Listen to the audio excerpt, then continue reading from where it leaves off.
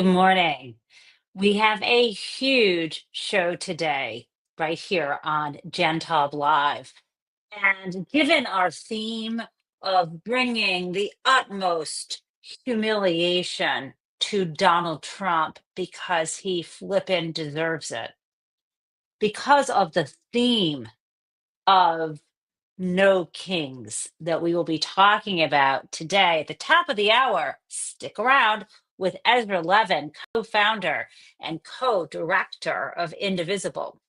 He will be joining us at 9 a.m. And let's just get jazzed for the show by focusing on our mascot of the day, and that is Karma Kitten. Yes, my friends, it is time to fuck around and find out. Now, as you know, Karma Kitten, she's cute. Not as iconic as Hello Kitty, but she brings to us the inspiration that people will fuck around and find out. And in today's FAFO Karma story, we have Alina Habba, who thought she could cosplay a real US attorney. And it turns out that she is now a defendant in a lawsuit brought by none other than the mayor of Newark, New Jersey. Let's listen to that. Newark, New Jersey Mayor Ras Baraka sued over his arrest last month at a Newark ICE facility. The federal government brought trespassing charges, which were later dropped. Now he's taking Alina Habba to court. Mayor's suit says he was subjected to false arrest, malicious prosecution. They violated his constitutional rights under the Fourth Amendment, defamation. Is there merit to this case? Absolutely. And I think that when the public is processing how to look at this case, there are a number of different alliteration and P words that come to mind. Number one, this is principle oriented. In as much as I am an elected official, I had a right to be here. I had a right to do the things that I am trying to do.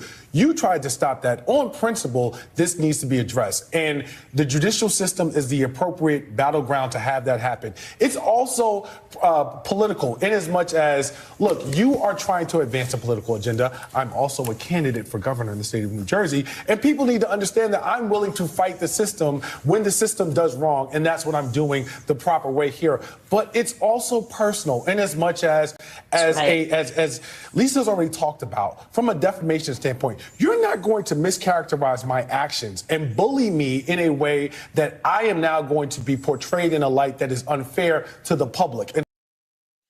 Love it. Fight back. That is our theme today. What do we do when we're under attack? Stand up, fight back. Now, there is more. There is more in our Karma Kitty theme today. Another way of effing around and finding out is taking a position, a job for which you are not qualified, and you are fleecing the American public. And I'm speaking specifically now of Linda McMahon, the Secretary of Education. Now, I know you may have forgotten Donald Trump's first term Secretary of Education, maybe, but I have not. Betsy DeVos. And Betsy DeVos was bad enough, but Linda McMahon takes the cake.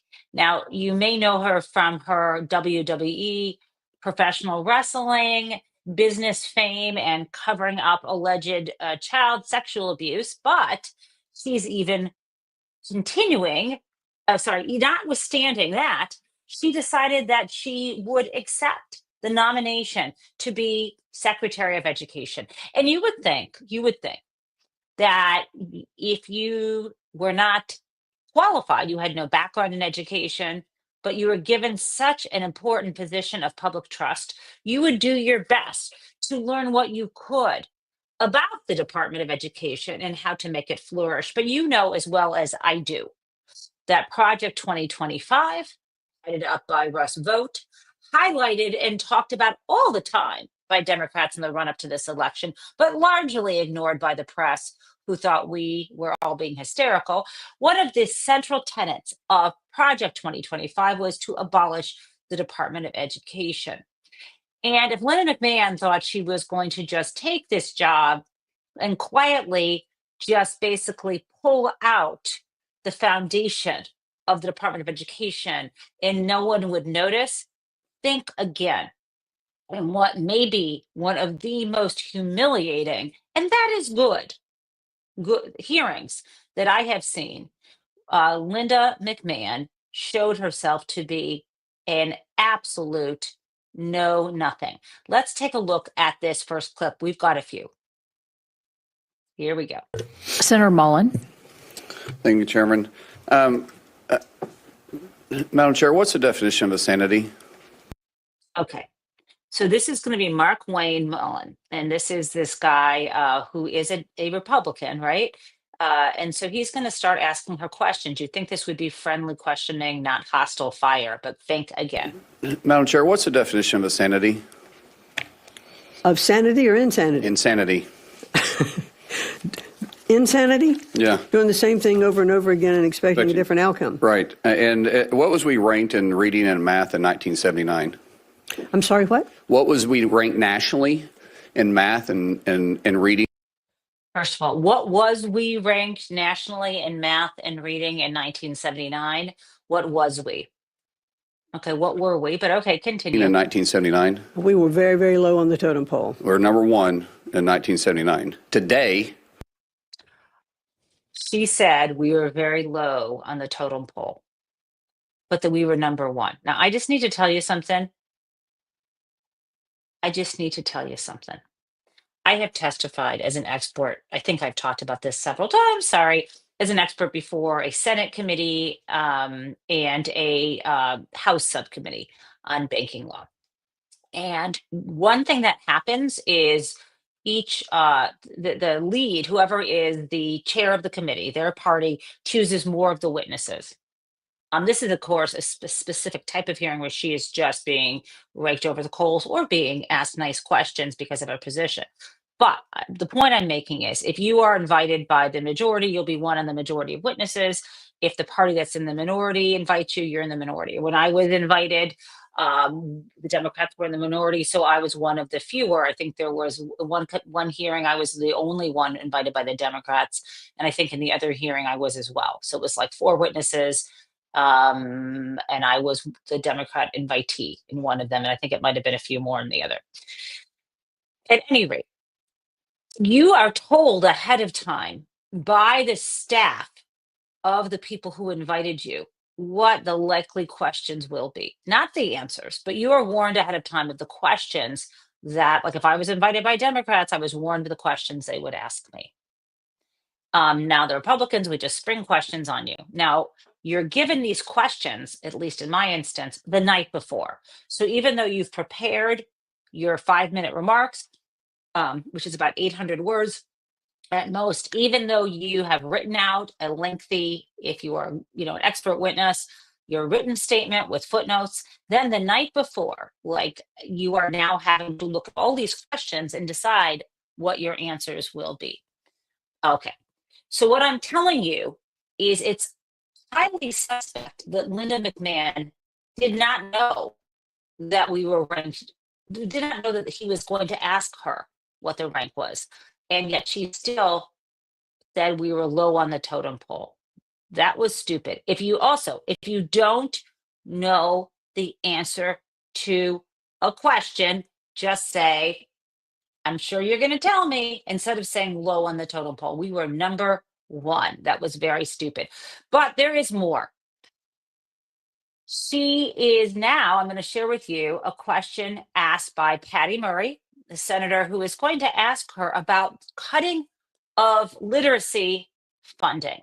Like over $220 million goes to fund literacy programs. This is near and dear to my heart because I am on the board of the Oakland Literacy Council. The Oakland Literacy Council is something my mom, she served on the board of the Oakland Literacy Council, and it helps immigrants who come to the United States. It also helps people who were born here, either one, become more fluent and literate in English, or 2, pass their GED, or 3, get references to find jobs, or all of the above. It's not just literacy, it's also numeracy. There are folks who did not get a GED who had to leave high school because they had kids or had to work or other reasons. and they're struggling maybe with math as opposed to English language. This is an incredible organization. The success stories are phenomenal. And we don't have that large of an annual budget. We need about just a little over $600,000 a year to fund this amazing organization. I'm not kidding you because it's mostly staffed by volunteers. But of course, it's more complicated, screening people, all the pieces of this. So we have a $600,000 a year budget. A third of that budget comes from the US government. And this is what they're doing. This project is incredible. And we're reliant on that. Okay, so let's listen to what Linda McMahon had to say about that funding. Let's go. So will you allocate the $220 million for literacy programs that Congress appropriated for FY25? Well, Senator, as I mentioned earlier, we are looking at the unallocated dollars now to determine which of those programs we can best spend those dollars on. And I'll be happy to get back to you. And we want to work with Congress on those unallocated dollars to see where they could be spent the best. Well, what is your plan to make sure that that funding actually gets to the schools and students it was intended to support? We're running out of time here. Well, to look at those programs and then to allocate them to the states if those programs we believe is the best interest. Those funds were students. appropriated by Congress. Your department was to allocate them, and it really looks to me like the department is illegally impounding funding that would help our students succeed with plans that don't exist and just day after day going by here, and that's our concern. Did you hear that? She's admitting to breaking the law, violating the Impoundment Act. Let's continue. More with you as we update those allocations, as we did before. When do you plan to have those funds out by? Well, the funds that we are approving will go out in this year. Like in this next month or? In the fiscal year. You're running out of time, so we need to see what the plan is, if you could provide. Yes. That. Okay. Awful, but there's more. I got one more thing. You can't tell on the outside, but I'm hoping she is burning with shame. Okay, I got one more example. This now is Senator Dick Durbin from Illinois. And this is phenomenal. You have to listen carefully because it takes a turn, it pivots. Now, she is not ready to answer questions that she has not been given in advance. Let's listen. Why would you hollow out the resources there and the people that are enforcing the border defense rule when we have these terrible numbers of exploitation of students?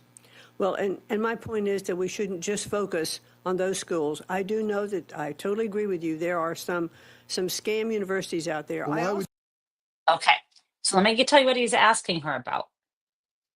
There is a borrower defense rule. There's a borrower forgiveness rule involved in people who are tricked into spending money at these should be better regulated fake universities. Now, you may remember Donald Trump himself ran a fake university and ended up having to settle RICO settlement, civil RICO, not criminal, for around, I think it was $25 million. That was in the interregnum between when he was first elected in 2016 and when he took office in 2017. You also might remember that a lot of this focused on the New York Attorney General's office and that Pam Bondi, who was Florida Attorney General, decided not to participate, even though quite a few of the victims were based in Florida.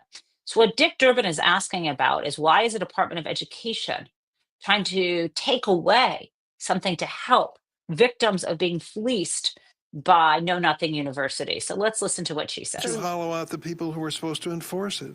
Because I think we're putting other measures in place, but the scam. Give me an idea what you're putting in place that's better than the borrower defense rule. Well, we just talked a little bit. Okay, so Durbin is saying we should have a borrower defense rule in the back end that people who get cheated get their money back. What she's saying seems reasonable, which is, listen, we should focus on the front end. We should stop scams from happening at the front end. I say, why not both? And so he says, okay, tell me what you're actually doing here to stop the scams up front, because you seem to be cutting enforcement. Putting in place that's better than the borrower defense rule. Well, we just talked a little bit about FAFSA. It's the education up front so that I'm talking about the victims, the ones who are already victims. They're in debt by tens of thousands of dollars. They're living in their parents' basement. They have no place to turn. And you're telling me the FAFSA form application is going to help them? How can it help them? And that's not in place yet, but I think that's going to be. So she's actually saying anyone who has kids or went to college recently, the FAFSA form, this is the financial aid form, is going to help victims. She's not making this clear. Let's hear more. Very, very helpful. Here's the other thing. Where are our guidance counselors in high schools? Who were they talking to? I think we're finding. Okay, so now she's speaking off the cuff. Why don't the guidance counselors in high school who advise students on where to apply to college tell them not to apply to scam universities? Well, first of all, very often people are applying after they've left high school. But even so, it's a good question. Where are the counselors? Let's hear what gets slammed right back at her. Who were they talking to? I think we're finding. I think that they need to be totally informed, and I think they need to look at the cost of education. You're cutting the number of counselors in these schools at the same time. Well, the counselors that are doing their jobs can provide information to these students. There aren't enough of them. That's the point I'm making, and the situation is terrible for these students. First-generation students who are being exploited by these schools, they need your protection. They need our protection. They deserve it. They're doing the right thing. And unfortunately, you're reducing the number of people to enforce the law. There you go. She doesn't care at all to even prepare in advance. Okay, so that is our Karma Kitty episode. Now, in this same theme, no kings. Obviously, Donald Trump wants to be and sees himself as an authoritarian leader. And I think that you may know from years ago that Donald Trump, who does not read much, according to one of his ex-wives, kept a copy of Hitler's Mein Kampf at his bedside. For someone who doesn't read, that says a lot. And so I was shocked to see that at long last, the New York Times seems to be jumping on board. And here is this article, and I have shared it. I'm going to share it again in the chat. So if you are watching live right now, you can see it now. Here's a gift. And if you're not watching it live, go up into the chat. So this piece right here in the New York Times, you can see this picture of Donald Trump right here. And the piece is called Denouncing Anti-Semitism. Trump also fans its flames. It's by Peter Baker. The subhead is President Trump's effort to punish Harvard over anti-Semitism is complicated by his extensive history of amplifying white supremacist figures and symbols. You know what I have said about this before. I would not have used the word complicated. I would say it is pretextual, it's cynical, and it creates dangers for American Jews. Now, I want to share with you a part of the lead of this story. In the Oval Office one day last week, President Trump renewed his no-holds-barred attack on the nation's oldest university. They're totally anti-Semitic at Harvard, he declared. Just 10 hours later, he posted an image of himself striding down a street with the caption, quote, "He's on a mission from God and nothing can stop what is coming." And then shown in the shadows, watching with approval, was a cartoon figure commonly seen as an anti-Semitic symbol. The appearance of the figure, the alt-right mascot Pepe the Frog, was the latest example of Mr. Trump's extensive history of amplifying white supremacist figures and symbols, even as he now presents himself as a champion for Jewish students oppressed by what he says is a wave of hatred on American college campuses. As a younger man, Mr. Trump kept a book of Adolf Hitler's speeches, his speeches, not Mein Kampf, his speeches in a cabinet by his bed, according to his first wife. During his first term as president, he expressed admiration for some aspects of the Nazi Führer's leadership, according to his chief White House aide at the time. In the past few years, he has dined at his Florida estate with a Holocaust denier, while his New Jersey golf club has hosted events at which a Nazi sympathizer spoke. Friends, Donald Trump is no friend of the Jews. Donald Trump is no friend of anybody. And my Jewish tradition says that if you are racist and sexist and homophobic, you are not our friend, even if you try to embrace us on this one slim factor of our Jewish cultural identity. So I'm just pleased to see Peter Baker publishing this and want to let you know it does not get better from here. And I'll share with you now, because as we approach 9 a.m., I'm leading up to Ezra Levin, co-founder and director of Indivisible, who is one of the major national organizations that has local chapters participating in this massive nationwide protest against Donald Trump called No King's Day. It will be June 14th, which is a Saturday. You're going to hear more about this when Ezra Levin is on. That is more evidence that Donald Trump thinks that he is a king. I want to show you what the spokesperson for the State Department had to say.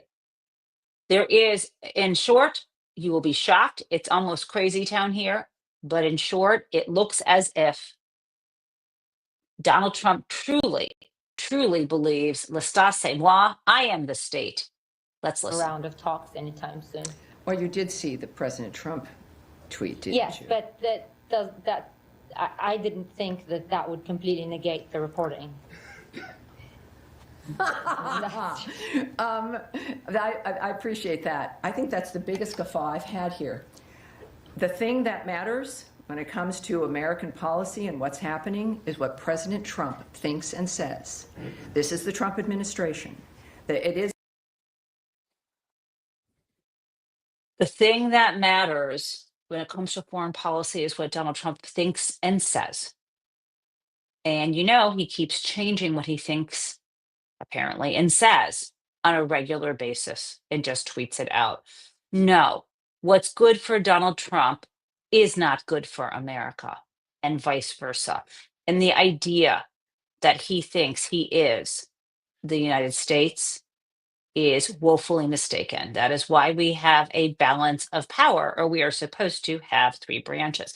More evidence that Donald Trump has a view of himself as a dictator can be seen most clearly in how he is operating this, I want to almost call them extra legal, this lawless force, ICE, that was supposed to have a specific narrow mandate and is now out there violating the law and terrorizing communities.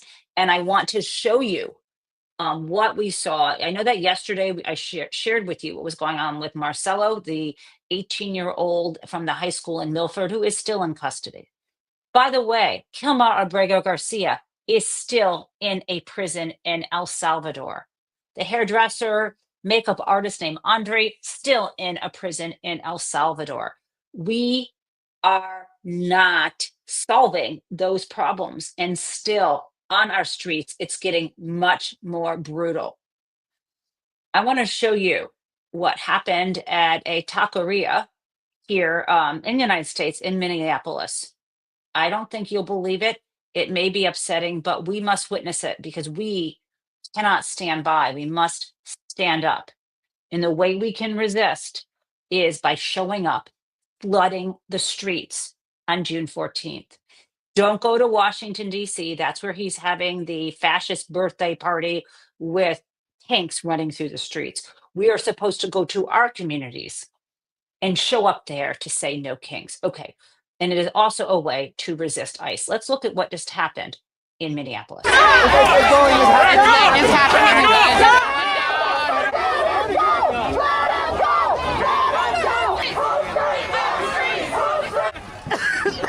How you feel? Man, these motherfuckers, that's how I feel.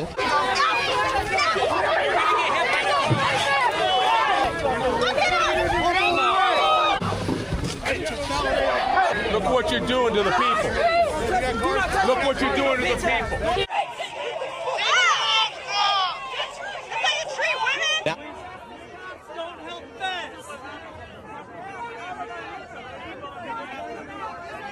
County Sheriff does not help feds. Hennepin County Sheriff. Get the fuck out! Fuck you! No, fuck you! Fuck you! Move on! Right now! Hey, back up! Back up! Right up! This is how the sheriff works.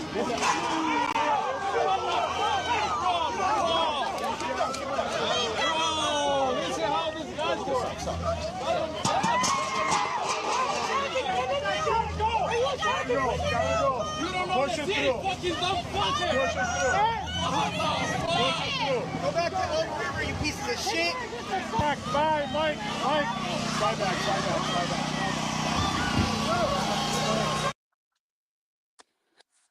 Whew. So yes, Deb, one of our mods here, said you can call the Capitol switchboard, just say this is unacceptable, 202-224-3121. Okay, guys. Yes, this is absolutely incredible, RH. But there's more. So that happened in Minneapolis. People are shouting back. They're trying to raid a taqueria. These are people working full time in the, in part-time in the food services industry. They're trying to hunt down.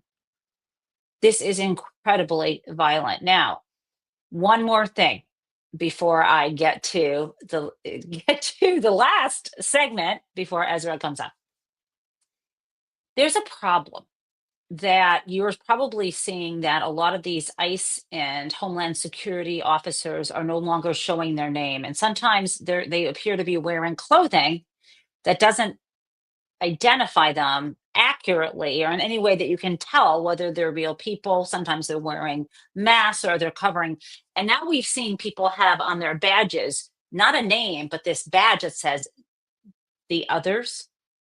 Okay, so what happens if you are a woman who someone knocks on your door, knocks on your car door, and you don't know who they are? Because let me tell you what also ICE is doing. They're posing sometimes as members of, as workers for an electrical company, saying, hey, we can give you a discount on your electricity.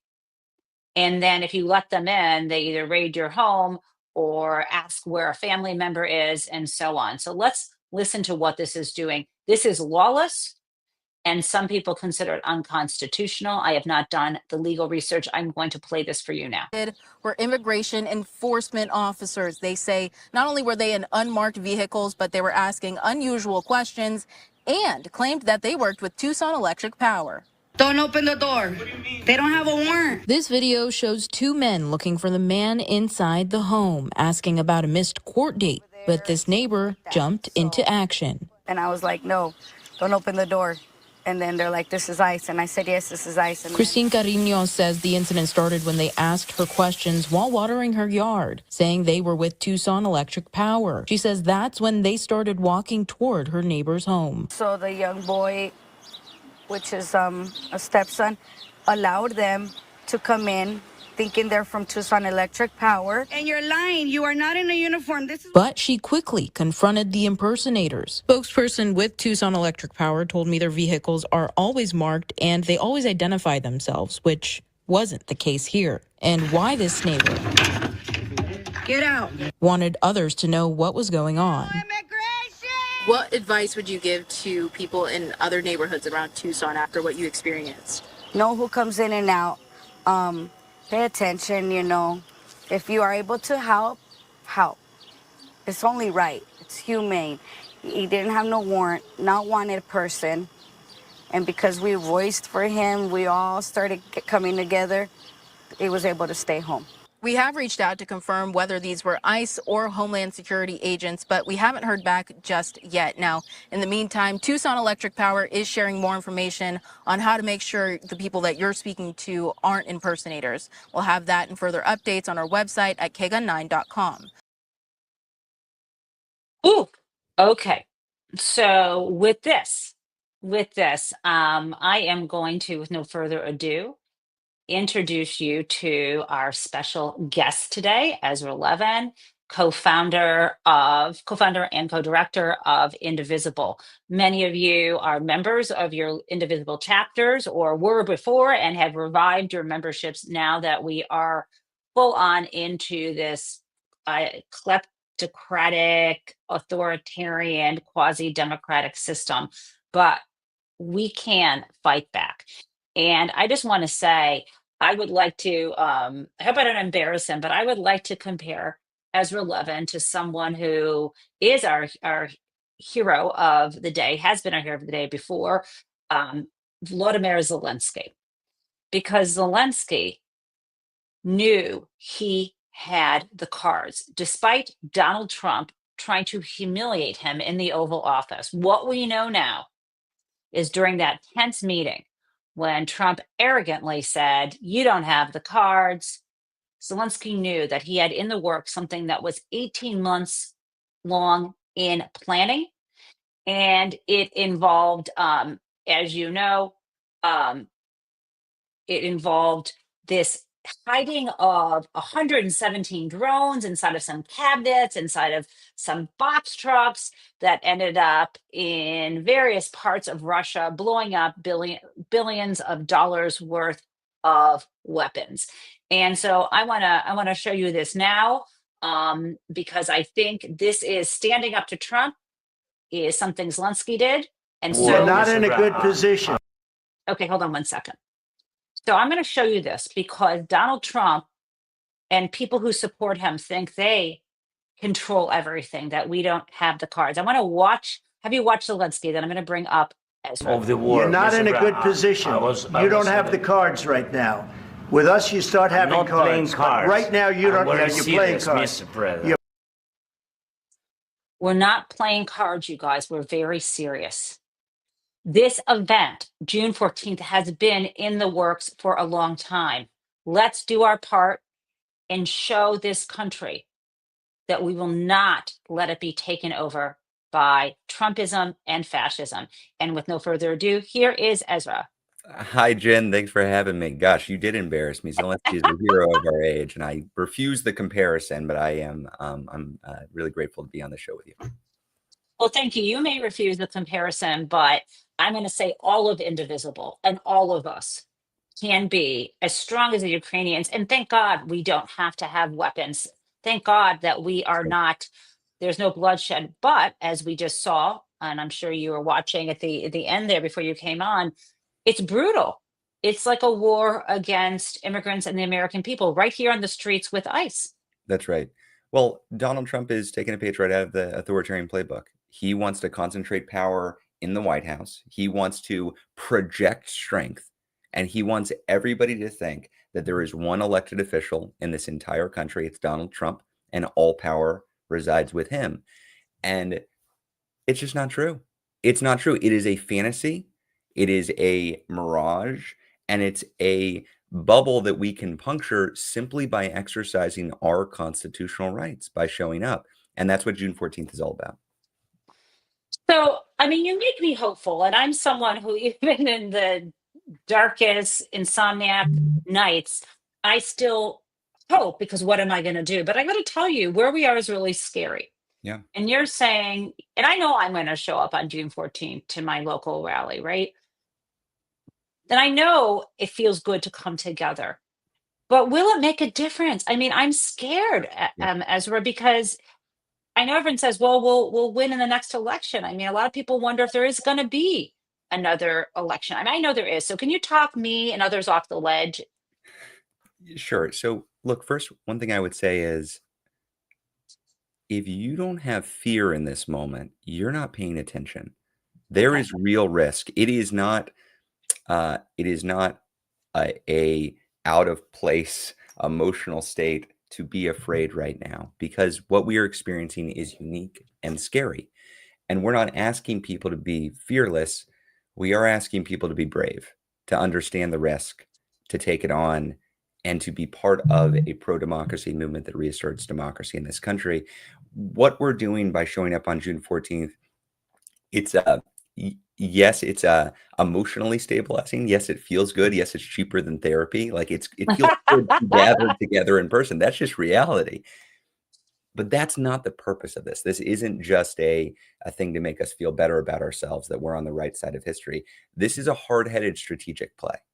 if you talk to the experts in authoritarianism, like Erica Chenoweth or Timothy Snyder or Maria Stephan or pick your favorite, what they're pointing out right now is not just the traditional Republican policy agenda that's moving through. What they're looking at is the attack on the pillars of democracy that Trump is attacking. ABC News, Paul Weiss Law Firm, Columbia University, nonprofits, businesses. This isn't just a policy play. The authoritarians in the White House are systematically going after the institutions that traditionally uphold democracy and is telling them, you better not stand up to us. You better cow. You better bow to the king. Because if you don't, there's going to be immediate pain for you. And that immediate pain is real. They're not bluffing. They are coming at these institutions and leaders. And so for these institutions that are falling and for these leaders that are going along, they're making a completely rational, short-term decision. I don't want to be targeted by Donald Trump and this administration. Therefore, I will enable Donald Trump and this administration. It's understandable why they do that. I don't respect it, but it's understandable. So how do we get them to shift their decision-making? Right. Again, the experts in authoritarianism tell us how. They tell us how this works in other countries and other contexts. You need for those institutions to understand that the period we're in right now is a short-term breakthrough of authoritarianism. Donald Trump is an unpopular lame duck president, and this period is temporary. And it's going to be replaced by a period of accountability when democracy reasserts itself. How do you convince them that period that is coming is just around the corner? Well, you've got to have mass, peaceful, boisterous, public demonstrations for democracy all over the country, because in 2027, we're going to have a Democratic House with oversight, subpoena, hearing, investigatory power. In 2029, we're going to have a Democratic president and maybe a Democratic trifecta that is the ability to further hold those accountable who went along with this. ABC News, you're still going to be a news organization. Columbia University, you're still going to be a university. Facebook, you're still going to be a business. These institutions that are on the margins right now trying to decide which way to go, they need to have that in mind when they make their choices about whether to go along. So when we show up, yeah, it feels good. I like to see big crowds and pictures in the paper. That's all. But that's not why we do it. We do it because by participating in a massive action, I think there will be millions of people out in 1,500 protests all over the world. By doing that, we are collectively reasserting democracy. Oh, I love that. And I just want to say in your, future tripping of which I believe, the democratically, I'm sorry saying the word, I don't want to say Democrat control is an adjective, with Democrats controlling the House and in 2029, the presidency. But here's the deal. One thing you didn't mention is the attorney general. Yeah. Because I am still enraged, I got to tell you. And I don't mean to look backwards, but I was writing in Washington Monthly, and I've written a book on white collar crime, and I knew that Merrick Garland was a problem from day one in March. And I swear to fucking God, Ezra, we can swear on my show. I swear to you, if whoever is running for president puts some douchebag like Merrick Garland in office, fuck that. I mean, this was the stupidest thing Joe Biden did. I can go on, but the problem we face now is you talk about accountability, but that is going to be real accountability. And I don't just mean criminal prosecution, but one of the things people are a little worried, and I think it's actually a good thing, a little worried about the Supreme Court decisions about the president being able to fire agency heads. I'm kind of like, think ahead, people. We are going to need to clean house of the people who were hired as Trump lackeys. So that is positive. But can you speak to what accountability looks like? Because it's not just, you can't just throw everyone in jail. Like, how do we rebuild these institutions? I'm hearing about a brain drain at universities, people's labs moving overseas. Like China's offering someone, I just read I don't know if it was the New York Times or the Washington Post, I think it was the front page of the Times, offering him 20 years of funding. my oldest child, my oldest daughter is finishing her master's in physics, and now there's no funding for her to go on for her PhD. What if another country offers her that funding? Why wouldn't she go? So tell me what, not just accountability, but I know you say this is a short-term period, but we're going to have a lot of rebuilding to do. Yeah. Look, first of And all, sorry, there was two things there about Merrick Garland and rebuilding. You can jump in wherever you want. given we can curse, I completely fucking agree about Merrick Garland. Good. I mean, it is, we got to face the facts that 8 years ago, the problems we were facing were Donald Trump was coming in with a trifecta. He was promising to steamroll over the will of the public, a incredibly unpopular agenda, and the Democratic Party was completely unprepared to take him on as an actual threat. Right. 8 years later, we have Donald Trump, the head of a Republican trifecta, promising to steamroll the country with an incredibly unpopular agenda, and the Democratic Party is completely unprepared to rise to the threat. We have to recognize that that's not on some external force out there, some corrupt figure out there. We didn't demand the kind of party that would actually hold these people accountable. Merrick Garland was Joe Biden's mistake, but it's our problem that we elected a president who chose a Merrick Garland. It's our problem that our mindset in 2020 and 2019 was, well, I don't care who it is, whoever can beat Trump, that's fine. And we're not going to demand anything more of them. It's our problem that come 2021, when we had a Democratic trifecta, we didn't push them to actually use the power that they had. That's on us. And I like to yell about the failures of the Democratic Party because I want them to be better. But ultimately, I don't want to disempower people and make people feel like, oh, there's nothing we can do. It's just the Dems suck. The Republicans are fascists. Go home. No. Right. We get the party that we demand. We get the party that we demand. I want to demand Jasmine Crockett then is head of the Oversight Committee. How do we make that happen, Ezra? Well, you start 2 years ago and you start building up the force behind Jasmine Crockett. I mean, that's the answer. We cannot fight the fight that's directly in front of us and expect we're going to just immediately win it. Right now, we are on the path to retake the House. The Republicans are incredibly unpopular and initiating this reconciliation bill. It's got a 15% approval rating in any congressional district, even the deepest red ones, cutting Medicaid. Okay. We're probably going to do well in the House. Now, what's going to happen if Hakeem Jeffries is Speaker of the House on January 3rd of 2027, and we haven't said anything to anybody about what agenda we want him to pursue? I'll tell you what's probably going to happen. The Democrats are probably going to say, impeachment, waste of time, oversight's a distraction. People only care about the economic issues. We got to show that we're reasonable. Let's reach out to Republicans and work on some bipartisan legislation that shows that we're serious about getting stuff done. That's the path we're on right now, Jen. I believe that's the path we're on right now. So true.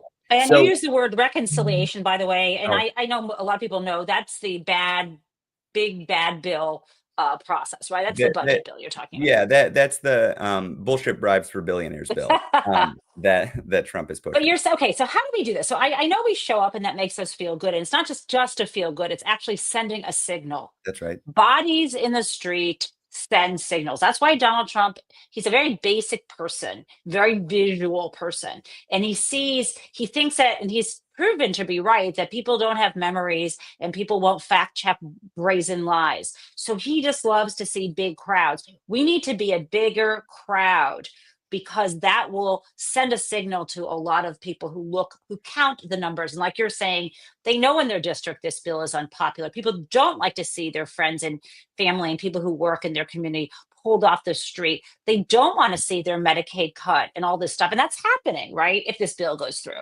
That's right. So here, I'll give 3 practical things. We're all about practical actions. We're all about practical actions. So June 14th, No King's Day, Donald Trump is choosing to spend $50 million, taxpayer dollars, for tanks through the streets of DC on his 79th birthday. He's always wanted to do it. He wasn't able to do it the first term. Now he's going for it.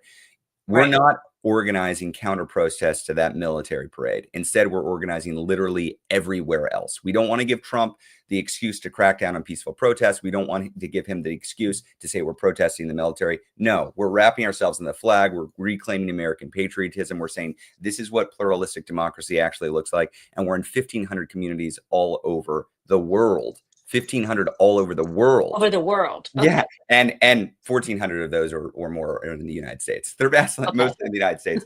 Now, it is important, as you said, for us to show up, but these events are being set up by normal everyday people. These aren't. It's not me going around and setting up these events. And they're being advertised by normal everyday people. If you are watching this, maybe you have decided to host an event. Awesome. Maybe you have decided to register to attend an event. Awesome. That helps the organizers. But whether you're hosting or just planning to participate, we need your help to advertise. You can reach your community members. There's not some big $100 million ad budget for No King's Day. This is organic, and we need you to be part of spreading the word. So post to your social media, give a call to your grandma, tell your friends, tell your group chats. Like, we need your help. This is a practical, easy thing that you can do to help assist in the fight, regardless of where you are. Red states, blue states, purple states, rural areas, suburban areas, urban areas.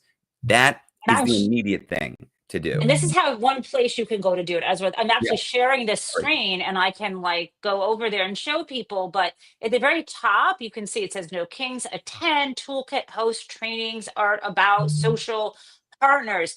I'm gonna, Deb can drop this in the chat too. Go there. There are other, and can you tell me about the other organizations? I mean, I know I get this idea that this is grassroots. I mean, what seems to be the only sort of organizational shell is like a website. It's like a platform, the same way you can have like Uber, sorry to use these examples, or Lyft, or, some platform for finding someone to walk your dog. This provides a platform for people to find people, but you're not the only, Indivisible isn't the only platform being offered, right? Mobilize Us. Who are the other folks involved here?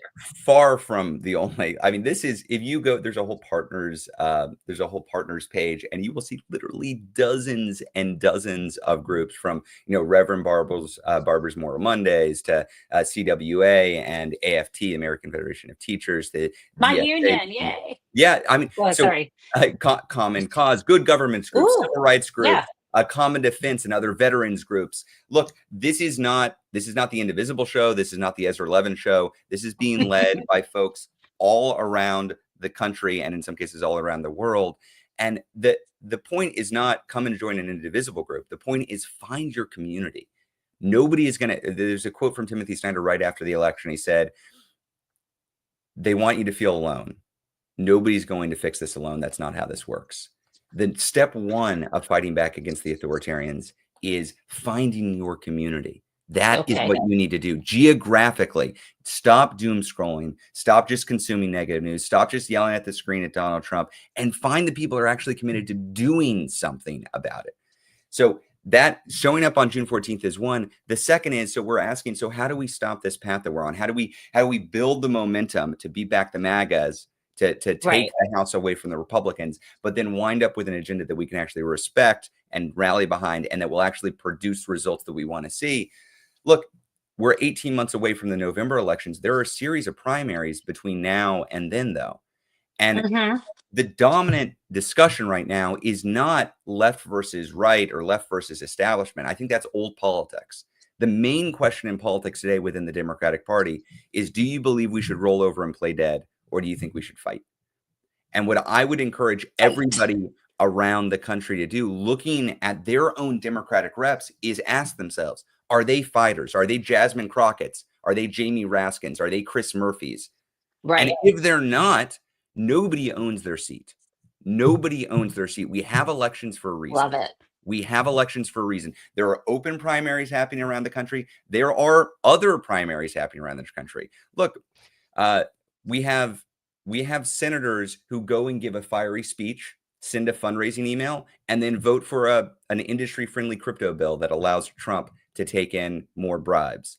Look at what they do, not at what they say. They want you to feel like they're fighting Trump and they don't want to do anything. If that describes your senator or representative, start looking around. Start looking around. Speaking of which, Ezra, two things. I got two things. First, I voted, I moved to Michigan, moved back home, which is so exciting. Great state.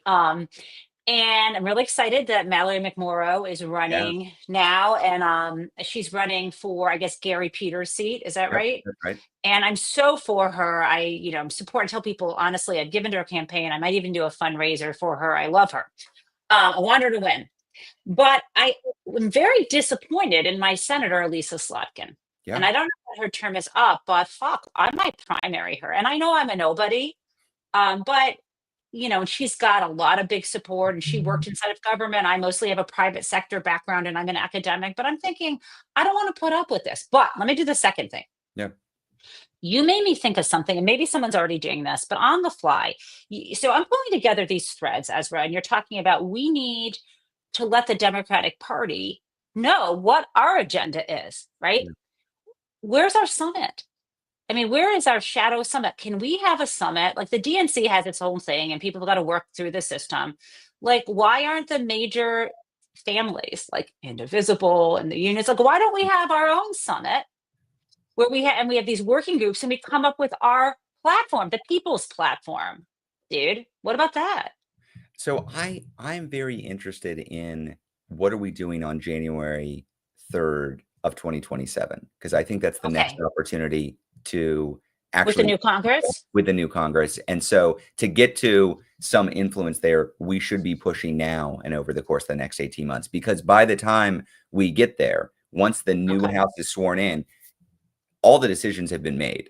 They have their agenda. You can push all you want. You can yell all you want. It's going to be very difficult to move them off what the plan is. So how do we back into that date? What are you doing? Like, okay, the 14th is your first plan. Now what after that? Yeah. So we are you are anticipating some of the work that we're doing. So we actually just last weekend, we brought into DC more than 300 Indivisible group leaders from all over the country for a 3-day convening to talk about how we organize in this moment and what we're organizing towards, and how the Democratic Party is currently failing us, who is actually leading in the party, and what we want to see going forward. We're all heads down for the next 10 days for No King's Day. But moving beyond that, what we don't want to do is just be nice little Democratic Party activists who vote for the Democrat who happens to represent us and then cheer them on from the sidelines. We want to demand a better party. So when we're engaging in these primaries, when we're thinking about who we're rallying around, we need to get concrete about what it means to be a fighting Democratic Party. Because look, I'm a former congressional staffer. I know how elected officials engage with the public, and what they do, they want us to feel heard, and then they want to do nothing. That is how they engage. And the way that you bust through that is you get really specific in what you want to see. So Mallory McMorrow, you gave a good example. She was asked, well, are you going to vote for Chuck Schumer to be the leader of the Democrats in the Senate? And she said, absolutely fucking not. I'm paraphrasing, but she said no. Yeah, no, I can hear that though. So Chuck Schumer's got a 17% approval rating. He caved to the Republicans on the funding bill, and he is the leader of the Democrats right now in the Senate. I think we need it. That's going to ruffle some feathers, to be clear. That is not going to make some people happy that she's coming and saying that. But we need candidates who are willing to say, look, I'm a Democrat, but the Democratic Party has failed us. The Democratic Party is feckless. The Democratic Party is corrupt in these ways. I want a fighting Democratic Party, and I'm for reform, and here's what that looks like. And we need to hold our candidates accountable to tell us what that is. And it can't just be flowery language of like, I'm going to fight for you, and I'm going to show up and do good. No, I want to know what you're going to do, and then I'm going to hold you accountable for doing it. And this will, I believe, bring out more voters, because what we saw, if we look, everyone can, you can look at the tea leaves, but every single election in my lifetime that I remember, it's always very close. I mean, Clinton only won because there was a third party candidate. We're always very close between, for, the vote, right? And we always know, so these, independents that make a difference. One of the biggest problems I think we had were turning out the numbers. Yeah. Right. In 2020. So I think that the more people are involved organizing, whether it's your 300 leaders or people showing up and meeting people in their community and caring about issues they care about, makes people want to vote. I just feel like there are people who think it doesn't make a difference to them. And it's hard to argue with them until they see what's happening on the streets. And then they're like, okay, this does make a difference, but we should be in the taquerias. We should be in the high schools, on the ground. All that matters. I agree with that, but I want to underline a point. I think there is an angle here that is not as socialized as it should be, and should be a bigger part of the political conversation. A lot of the political conversation within the Democratic Party is, do we have the right policy positions? Are you progressive enough, right. or are you Right. establishment enough? Are you shitting on immigrants enough or trans kids enough, or should you do that more? Oh, God. That's kind of where it goes. And there are a lot to say that's our pathway to bringing back voters. We got to show them that we can hate on immigrants and trans kids just as much as Republicans to prove for moderates. And I not only do I disagree with that, I think it misses the point of where the voters are. One of the things Trump did very effectively, and one of the things the MAGA movement does very effectively, is they run to and meet the cynicism about the system head on. Yeah. The Republicans and Trump were not running on Project 2025. They were running away from Project 2025. But what they promised is they were going to blow up the status quo. Right. Trump is like, I'm not a Republican, I'm an independent actor. And the Democrats, you can't trust them. And we have Democrats who are out there running saying, okay, the way I'm going to convince people to get back is by adopting some policy positions. People don't trust Democrats to implement policy positions. Even if you have my favorite policy positions, people are skeptical the Dems are actually going to get it done.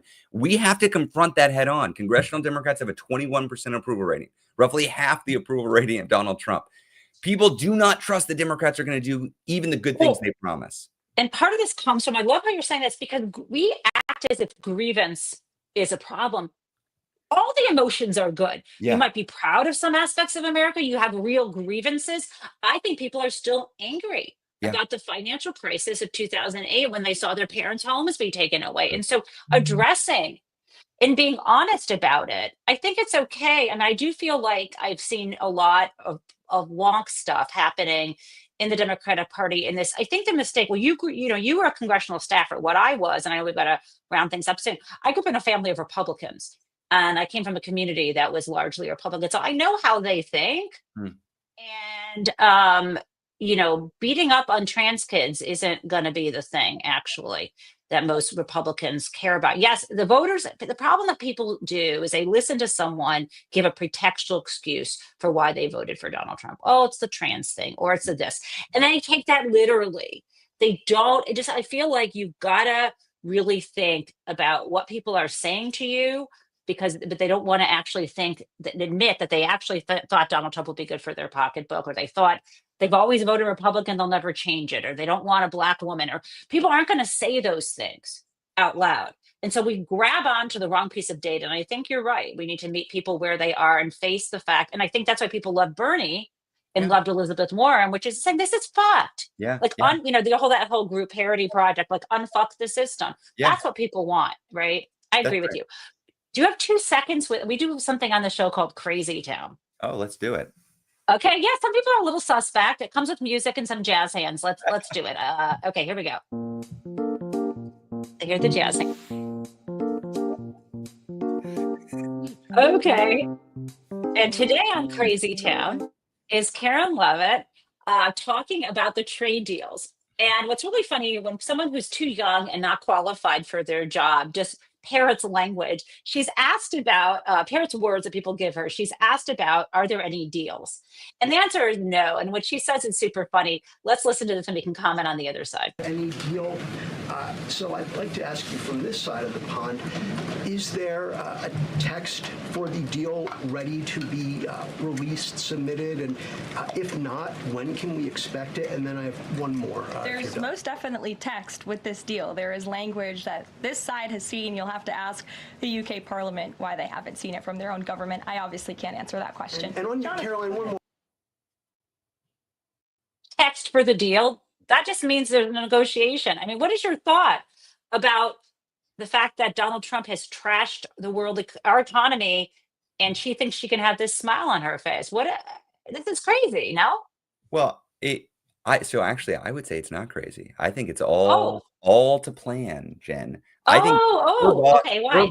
Her boss is doing great. Her boss is taking in billions in bribes through a crypto scheme. Her boss is making gains every time he threatens tariffs and retracts them. He makes gains when the market go up. He makes gains when the market goes down.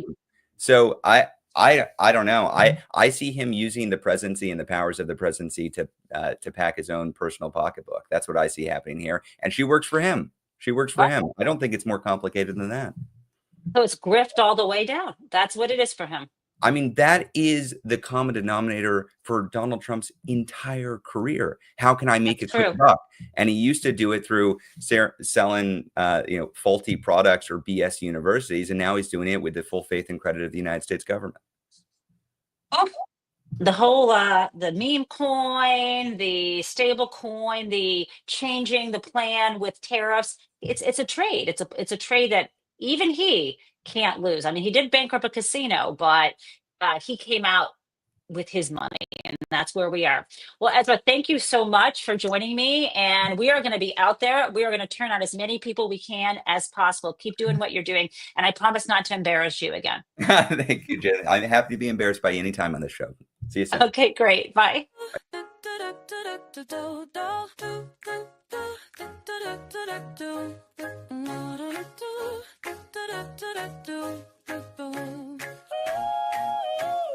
Hello, prison mates. It's the Jen Taub Show. Well, welcome everyone. Let's learn about what is happening in politics yesterday and today. There was hope, and we are together in this democracy we work for. And again, welcome to the Jen Taub Show.